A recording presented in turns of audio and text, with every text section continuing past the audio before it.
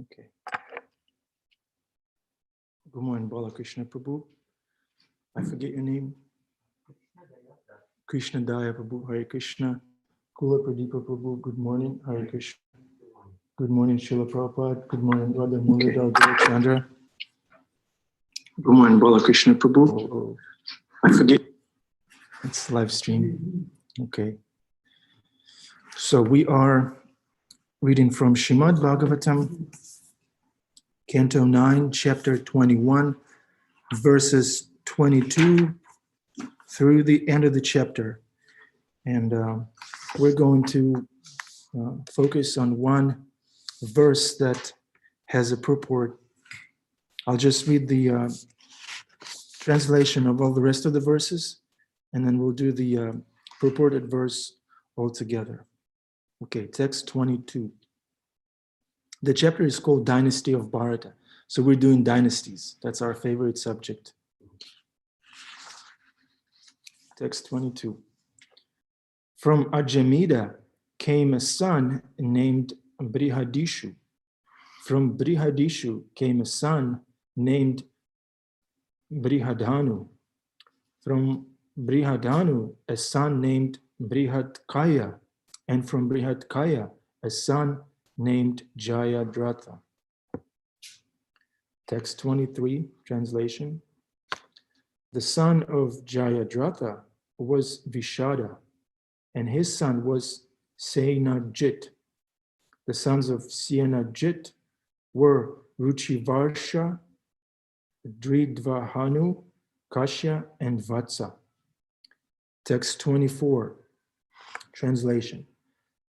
The son of Ruchivasha was Para, and the sons of Para were Pritusena and Nipa. Nipa had 100 sons. Okay, text 25 has a purport. Okay. Sakritvyam shuka kanyayam Brahma datam ajijanat yogi sagavi bharayam vishvaksena madhatsutam. Translation. King Nipa begot a son named Brihadatta through the womb of his wife Kritvi, who was the daughter of Shuka. And Brahmadatta, who was a great yogi, begot a son named Vishvaksena through the womb of his wife Sarasvati. Purport by Srila Prabhupada, His Divine Grace.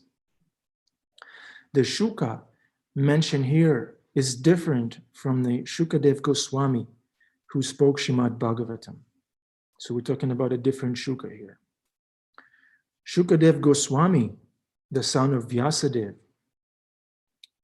is described in great detail in the Brahma Vaivarta Purana.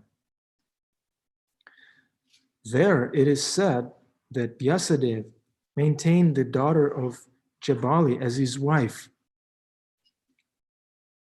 and that after they performed penances together for many years, that's what marriage is, penances for many years, Srila Prabhupada says. Okay, after they performed penances together for many years, he, Vyasadeva, placed his seed in her womb. The child remained in the womb of his mother for 12 years. And when the father asked the son to come out, the son replied that he won't come out. He would not come out unless he were completely liberated from the influence of Maya. Vyasadeva then assured the child that he would not be influenced by Maya. But the child did not believe his father, for the father was still attached to his wife and children. In other words, who are you to tell me? Look at you. You're attached. Vyasadeva then went to Dvaraka and informed the personality of Godhead about his problem. And the personality of Godhead, at Vyasadev's request, went to Vyasadev's cottage, where he assured the child in the womb that he would not be influenced by Maya. Thus assured, the child came out, but he immediately went away as a Parivrajak-acharya. When the father, very much aggrieved, began to follow his saintly boy, Shukadev Goswami, the boy created a duplicate Shukadeva. So he duplicated himself. And this duplicate Shukadev later entered family life. Therefore, the Shukakanya, or daughter of Shukadev, mentioned in this verse, is the daughter of the duplicate or imitation Shukadev. The original Shukadev was a lifelong brahmachari. Hare Krishna. So we are going to read through the end of the chapter because none of the verses has a purport. So we just complete the chapter. And then the next speaker tomorrow will start the new chapter. Text 26. Following the instructions of the great sage Jagishavya, Vishvaksena compiled an elaborate description of the mystic yoga system.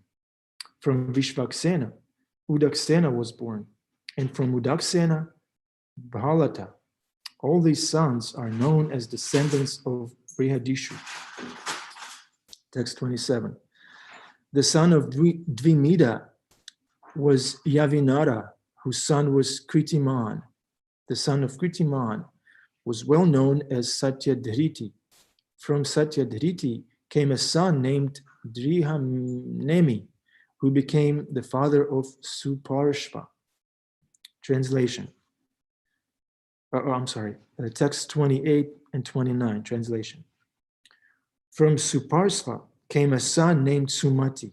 From Sumati came Sanatiman, and from Sanatiman came Kriti, who achieved mystic power from Brahma and taught 6 samhitas of the Pratyasama verses of the Samaveda. The son of Kriti was Nipa.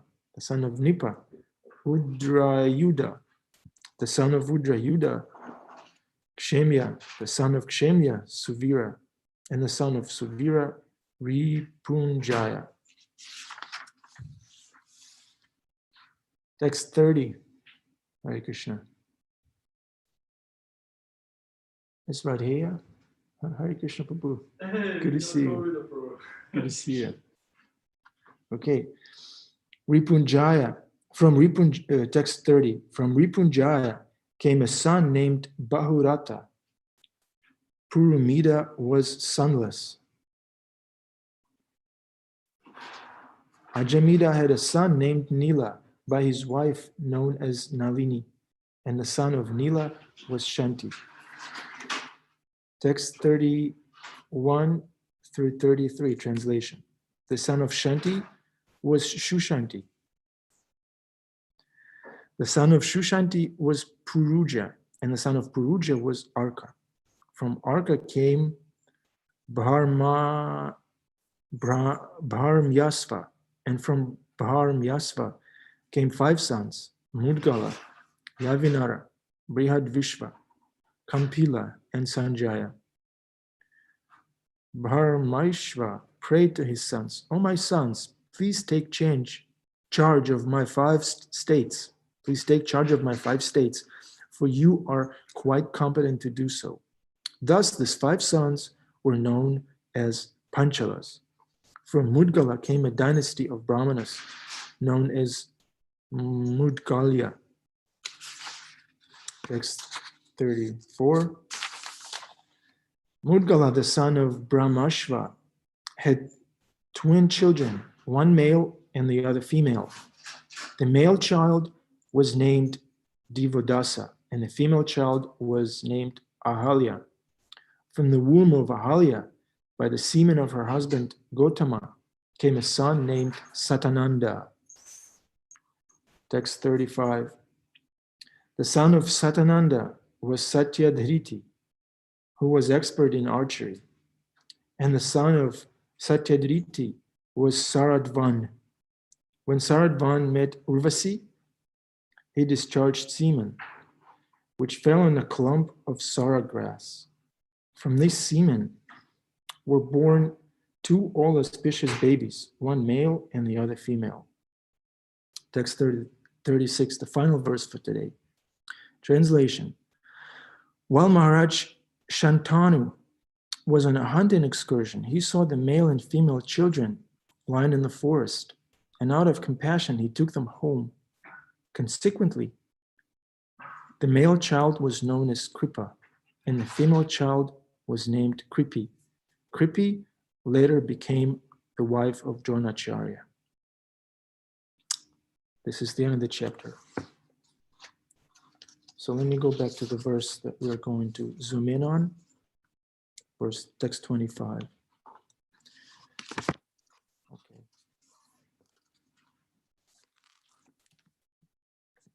Om Jnana-timirandasya Jnananjala Shalakaya Chakshurun Militam Yena Tasmai Shri Gurave Namaha. I was born in the darkness of ignorance, but my spiritual master is opening my eyes with the torchlight of knowledge. I offer my respectful obeisances unto him again and again and again. Nama Om Vishnupadaya Krishna Pristaya Bhutale Shrimati Bhaktivedanta Swamini Tinamine Namaste Saraswati Devi Gauravani Pracharine Nirvishesha Shunyavadi Paschatya Deshataya Shri Krishna Chaitanya Prabhu Nityananda Shri Advaita Gadadhara Shivasari Gaura Bhaktavrinda Hare Krishna Krishna Krishna Hare Hare Hare Rama Rama Rama Hare Hare. Okay. So in this verse, Srila Prabhupada makes a transcendental detour. We see that this string of dynasties is being described, one name after the other, so many names, and then a name, Shuka, comes up in text 25. And in the purport, Srila Prabhupada says that it's not the same Shuka it's not the same Shuka that spoke the book we're discussing. It's a different Shuka. And interestingly enough, this is a Shuka that came about by being duplicated by the original Shuka, Shukadev Goswami, the speaker of the Bhagavatam. Okay, so, and I beg your blessings to speak something that is in line with Guru, Sadhu, and Shastra, something that is pleasing and uplifting to everybody, myself included. Please pray for me. So when I read this verse, what immediately came to mind when I read that Shukadev Goswami, who didn't want to come out of the womb, when he finally got out, his father was still harassing him with, what about grandchildren, family, everything? And Shukadev Goswami, being very mature and compassionate, he said, okay. So, and he duplicated himself. And this other form of his, did the whole family thing for the pleasure of his father and family. And when I read this, I thought that we can, what can be drawn out of this pastime? And this is a pretty good, this is a very efficient preaching strategy. When being a devotee on the inside, on the outside, we do good in this material world. We're successful, we have families, jobs, responsibilities in the world. And then this way, people will have some respect for us as devotees, and thereby they will be, they will not immediately reject what we have to say as devotees. So Srila Prabhupada published his books and printed his books. He wanted beautiful, colorful pictures. He wanted everything to be done nicely. Beautiful temples, nice presentation. I remember I was listening to Srila Prabhupada's memories, and I think Brahmananda Prabhu, one of his early disciples, he was sharing this story how Srila Prabhupada said, you should put on a nice program. You should charge money, charge big money for this program, because if people pay, they will take you seriously. They will take you seriously. So for the sake of being taken seriously, we may take up a business of starting a family, a job, career, but on the inside, the software should always be akinchana gocharam.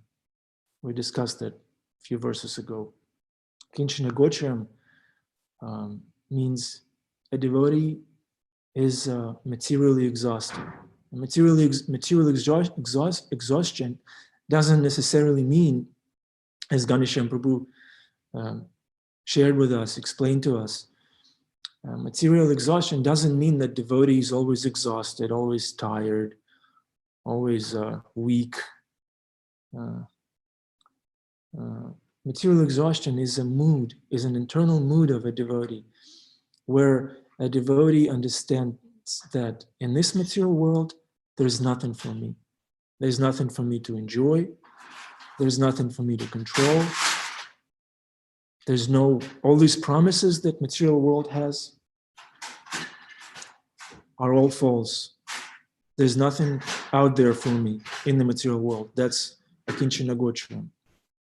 And this akinchana gocharam mood allows us to sincerely approach Krishna. But that's an internal mood. It may play out differently for different devotees. For devotees who are on a brahmachari path, on the path of renunciation, it may play out as renunciation. But for a devotee who is doing their duty in the world, this akinchana gocharam plays out differently. Externally, a devotee may look as a very successful, functional person, like Yashoda Dulal Prabhu. Look at him; he's extraordinary, and he's an executive. He goes to meetings, but then he comes to this class and shares the nectar, and you see that on the inside, this is a surrendered soul. He may wear a suit and tie, but on the inside, you can tell he's surrendered. There's this akinchana gocharam attitude that he has. He expects nothing from this material world. He understands that what fulfills us as Krishna's part and parcels is devotional service to Krishna, is this connection to Krishna, which we have forgotten. Okay, at this point, do we have any reflections? Maybe maybe there was a point that you wanted to reflect back that you liked or didn't like, you want to correct. Balakrishna Prabhu. Yes, I like the point, like as devotees, even though we are operating externally in the material world, having a job, having a business, having many responsibilities, but internally we feel that the material world is not a place that will satisfy me. We've tried so many times. It keeps letting us down. So somehow by Krishna's mercy, we feel disconnected from the material world and we want to take shelter of devotion service. Yes. The holy name of Prabhupada's instructions. Sure. Yeah, Balakrishna Prabhu said that he appreciates the point how a devotee may be acting externally, but internally the devotee expects nothing. Jamuna Jaya. Hare Krishna. Good morning. Thank you for class. I was just really reflecting on something I think about a lot, how Sukadeva Goswami was willing to do that really austerity for his father. And I'm thinking about, in the Bhagavad Gita, that verse in the 17th chapter includes austerities of the body are honoring, the Supreme Lord, the Brahmanas, but also superiors like the mother and the father. And it's something I think about a lot. I try to honor my pious mother. And so I love that. I love that part of the story, the relationship, like, son, come out. No, I don't want to. Let me send the Supreme Lord to assure you, come out. And then, someone like Sukadeva Goswami, who was completely not of this material world, is like, okay, Dad, I'll do it for you. I will serve you. And so I just really was taken by the sweetness of that pastime. So thank you. Thank you, Jimunjai. You're next to reflect, Prabhu. I very much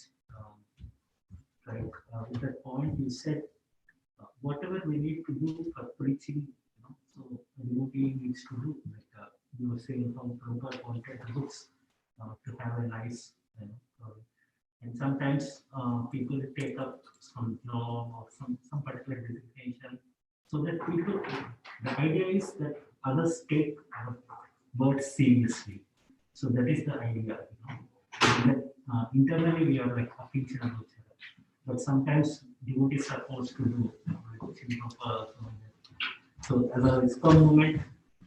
So Prabhupada was also telling. So I am happy in the Mayapur that he is constructing a big project. In the outside he was living in a small hut. Yeah. They said, I'm happy with this small hut, but many people they will not come. For them to come, we need all these big buildings and big temples. Yeah. So whatever is the needful, the preacher does, but internally he is detached. Yes. So definitely. Yes. Prabhuji is sharing now whatever is required for preaching, so that we are taken seriously as devotees who are willing to spread Lord Chaitanya's movement. We're willing to do the needful. We're willing to take up on impressive projects like Mayapur Temple. We're willing to do this, to go through this austere processes to so that people take us seriously. But like Prabhuji shared, when it comes to our own comforts, we're prepared. We're willing to live in a hut next to this giant Mayapur structure, Mayapur temple structure. Right here, Prabhu, what's your reflection? Hare Krishna. I was just listening last night to a lecture by His Holiness Bhakti Prakash Maharaj, in which he was talking about the qualifications of a guru who sometimes may be in a situation of great opulence. And Radhiya Prabhu shares how a guru, a person in a leadership position, may be in a position of opulence sometimes. And that opulence is used to invite great political personalities, high-ranking officials, and they're not going to come into some little Bowery shack, but they will enter into, a 3,000 square foot, nice, inviting country cottage or something. People like George Harrison and these large scale. So Prakash Maharaj was pointing that out, that as a preaching tactic, these things are very useful. Opulence. Opulence. Used in the service of Krishna. Yeah. Radhiya Prabhu shared. Are you're Radhiya, or you have a different name? Radhesha. Radhesha. Little change. Radhesha and Das. Radhesha Prabhu. Hare Krishna. So Radhesha Prabhu was sharing how opulence can be a preaching tactics, very effective preaching tactics, where you can reach out to big time politicians and they will come to you if you have a $3,000 suite, 3,000 square foot cottage. Cottage, 3,000 square feet cottage. And we have this, and this opulence may be a very tricky thing. Maybe a very tricky thing. And me and my wife, Chinmay Radha, we have this joke in our family. She when we walk around this neighborhood and we see this fancy lofts and beautiful apartments, she said, when is Krishna going to test us with opulence? When are we going to get tested? And with the luxurious apartment. Adipusha Prabhu, I can sense you're willing to contribute to class. You're muted. How wonderful is Krishna? He's giving exactly what we need. And we don't think that it's our we don't think it's our apartment. It's Lord Jagannath's apartment, right? Isn't it? Yeah, but I need a loft. I'll reach out to some politicians, invite them. Good. We have to be ready to use. He'll give you what you can use, right? If we don't know how to use it, he won't give it to us. Yeah. Anything else you wanted to share, Adipusha Prabhu? Have you ever been tested with opulence? All the time. We're tested with every penny, right? We're tested with strength and time. We're tested when someone gives us respect. Mm. And what's the test? Test is that it's put in our care, not mine. Mm. How can I use this to help please Krishna by help other people come to Krishna consciousness, right? Yeah. If it comes our way, the test is whether we use it or use it for our own, to please our uncontrolled mind, who will always ask for more. It's the worst, right? You try to give, you do your best, and then it's never satisfied. Yeah. Does anybody else have a reflection? Radhesha What does. Adi Prabhu just said made me think of, I was listening to a Prabhupada. You want to come close Oh. so that I don't have to repeat? What Adi Prabhu just said reminded me of a Prabhupada memory I was listening to last night, in which Ranjit Prabhu was saying he entered the room, I think to get Brahmin initiation, and he paid obeisances, and he came up and said, Jai Prabhupada, Jai Srila Prabhupada. And Prabhupada immediately said, Jai Srila Prabhupada. And Ranjit was taken aback for a second, and then he realized that Prabhupada was passing it forward to Bhaktisiddhanta Saraswati Prabhupada. And so that respect that's coming, if you claim it, then it's poison. But if you pass it back up the disciplic succession, then you're not affected by that pride that comes from respect. So what you said about not just material opulence, but on a subtle level, respect, fame, honor, these things can be dangerous. Thank you, Radhesha. Okay. Yeah. Feel free to speak anytime you want. I just want to share quickly. I had this. I don't want to get into details. Anyways, when something difficult happens in our life, when we're about to lose something that we think belongs to us, like Jai Dvaita Maharaj shared a few classes ago, he said, the seat that I just paid for on the train doesn't belong to me, even though I paid for it externally.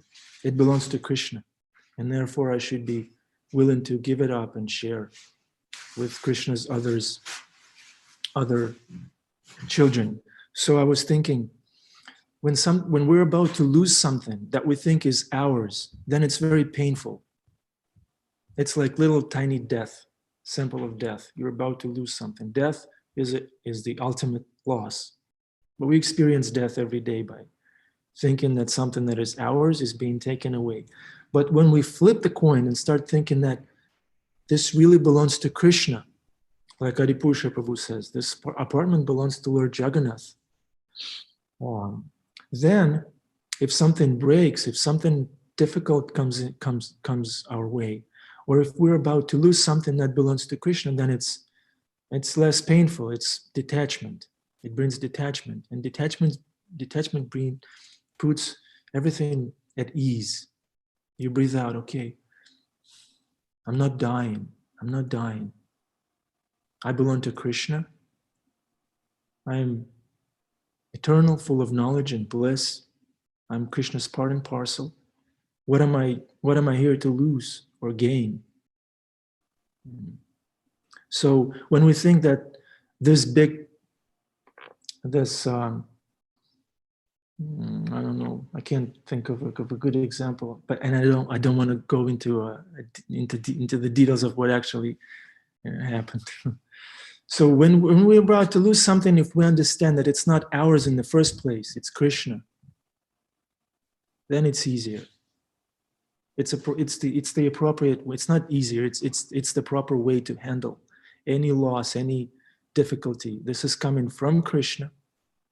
This is coming from my upliftment. It wasn't mine in the first place. I remember one devotee was sharing to a senior devotee how he grew up in a family there where a father wasn't there, no father. And then when he tried to reach out to the father, when he grew up and tried to reach out to the father had already had another family, and the father treated him in a very cold way, kind of, hello, very awkward, cold way, and he didn't want to reconnect with his son. And then this devotee says that I'm bearing this wound for years, that I was rejected like that, never had a father. When I tried to reconnect, I was rejected. And then the senior devotee who this devotee was sharing his story with, he told him, you didn't have a father because you didn't qualify, you didn't deserve. That's a very, very heavy statement. But because this senior devotee said it with love and realization, not just theory, but realization and deep love and care, this devotee said that this was the most helpful thing that I heard. It helped me cope with this injury that I've been bearing. And suffering is a topic where, if you zoom out, it helps big time. When we include Krishna in this picture where we have to go through suffering, if we zoom out and understand how this is my own reaction coming back to me, I've done something that I may not be aware of. I'm in this prison of the material world, which means I've done something to be here.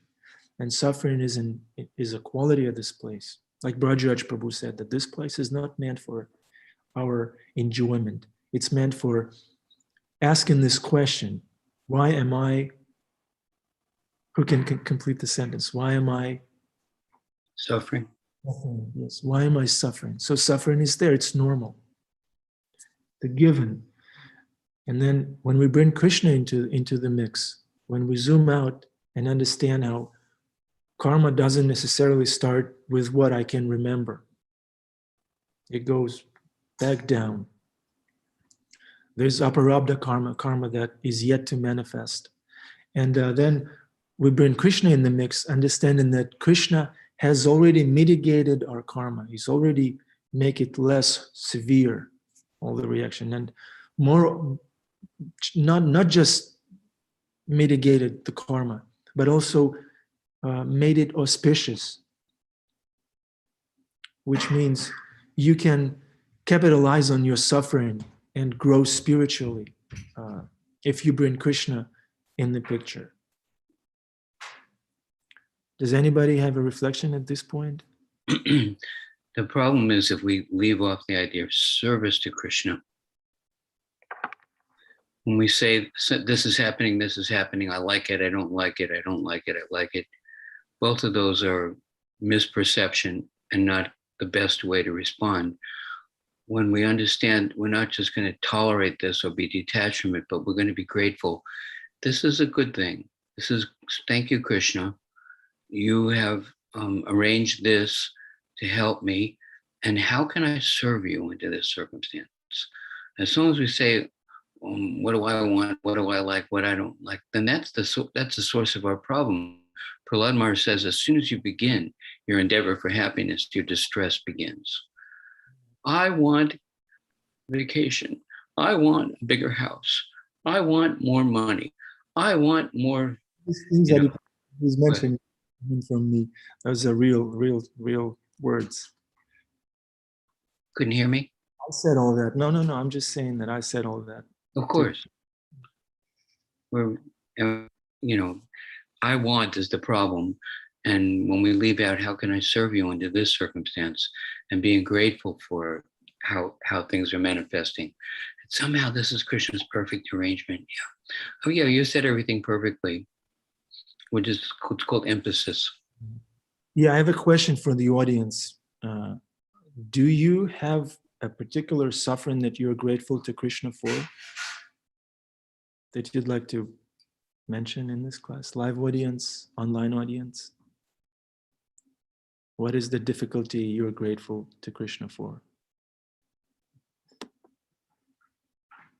I've been blessed with 3 children, and they give me the most loving difficulties every day. It could be something as simple as I need a glass of water in the middle of the night, or I've gotten the muffins all over the kitchen. It doesn't matter. You just stand there and you're mesmerized by how wonderfully distraught these tiny humans are. It's great. It's absolutely horribly great. Sachinananda Swami Maharaj says that when you have a child, it's like uncontrolled atomic reaction in the middle of your house, going nuclear. Yes, I'd agree. Okay. Confessions. No suffering? Come on. We're all suffering. Or is just me and Jill? Who else is suffering and gratefully suffering? Somebody asked Radhanath Swami one time, "How are you, Mars?" She said, "I'm suffering." I was like, "Oh my God." That was so intense. Old age. I'm suffering old age. I'm suffering. Been up all night with this, taking care of the guests, and I'm just barely staying awake here. And but I'm grateful that I have service to do, and the suffering helps you keep you sober. You know what I mean? Sober. That we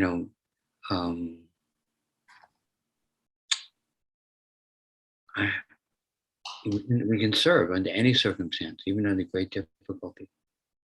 Yeah. If not for my sufferings, I would have never come to Krishna. Yes, Balakrishna. So what happens is like suffering is, I find the lessons out of the suffering after some years. So that's when I'm grateful. Yeah, Balakrishna Prabhu says that his lesson, he is able to internalize the lessons years after the suffering happened. Yeah, it's great. Yeah, and that's when I'm like, okay, this was all meant for a purpose. Then I can feel some amount of gratitude. Yeah. Still feels hard and painful that I have to go through something embarrassing. But Krishna had to teach like an indelible lesson. Yeah. So it happens in retrospect for me. Yes, Balakrishna Prabhu says it happens in retrospect for him. So Balakrishna Prabhu is a time traveler. He can travel in time, back in time, by means of Krishna consciousness. You go back to all this situation that you messed up in your life, years after that, being a devotee, having the parameters, you go back there, revisit, and then you benefit. It all becomes valuable. You can actually go back there and fix things by internalizing them, like Balakrishna Prabhu. Yes. Anybody else? Radhesha? I mean, there's hundreds. Can you come up? So I don't have to repeat.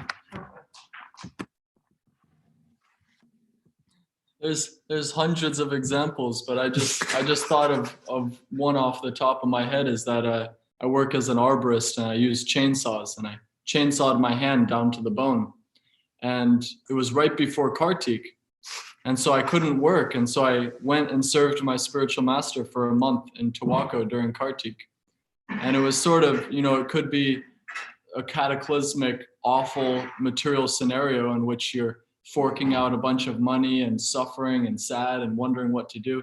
Instead, it became one of the most beautiful Kartiks of my life. And so it's interesting. I mean, that's one small example, but that along with that, our suffering allows us to feel compassion for others. I was thinking, you have a beautiful, just road paved in rose petals, then you'll look at everyone else who's having difficulty and think, what's wrong with you guys? Get with it. Life is good. Yeah. So these sufferings allow us to sympathize, empathize, and help other people in Krishna consciousness. But yeah, that in my life, I think, was one of the more major moments that it felt like the world was ending. Yeah. But then I just said, oh, how can I engage in service? Hey, it's Kartik. Hey, I don't have work anyway. Nice. Radesha. Yeah. I had meningitis, brain inflammation, and I'm grateful to Krishna for it. It got me out of the material world big time when I was 12. I had to learn to walk again. And ever since, I started thinking, my family, my mother and my father, they cannot protect me from this. So I understood how fragile my material situation was. It made me ask questions. So I'm grateful to Krishna and Srila Prabhupada for that, for sending me this virus. Okay. So would anyone else like to share their episode of suffering that they're grateful to Krishna for?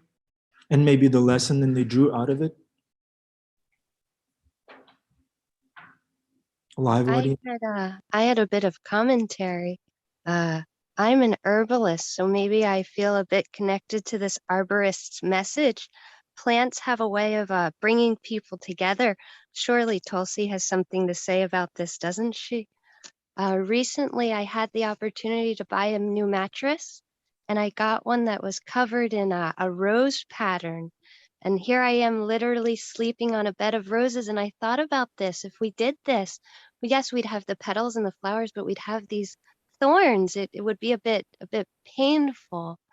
And so it's this dichotomy of having our suffering that lets us appreciate the sweetness of the roses and all of these many plants and blessings we have. But it wasn't until I was laying on this mattress at 30-something that I was thinking back, all the sufferings I've been through as a teenager, as a woman, as a mother, that I realized that this dichotomy was quite so important. So plants help us get there.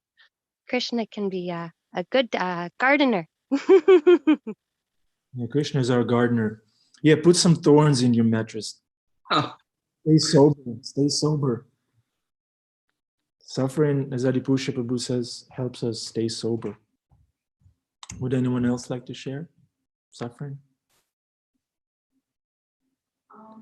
Come up.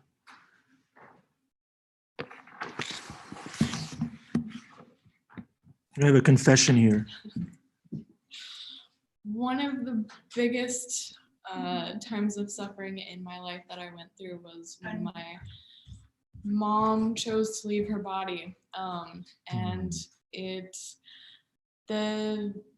I went through all of the different stages of grief with that, but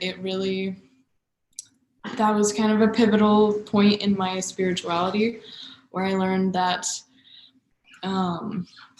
really we can only depend on Krishna because everything else is so impermanent and changes, and the only thing that stays the same, that's real and true, is Krishna's presence in our lives. So that was the hardest thing I've had to go through, but it also incredibly deepened my faith and my connection with Krishna. So I was extremely grateful for it, especially in retrospect. Wow. Thank you. Thank you for sharing and being vulnerable. Thank you very much, everyone. Hare Krishna. Have a wonderful day. See you all tomorrow. Hare Krishna. Thanks for contributing to class.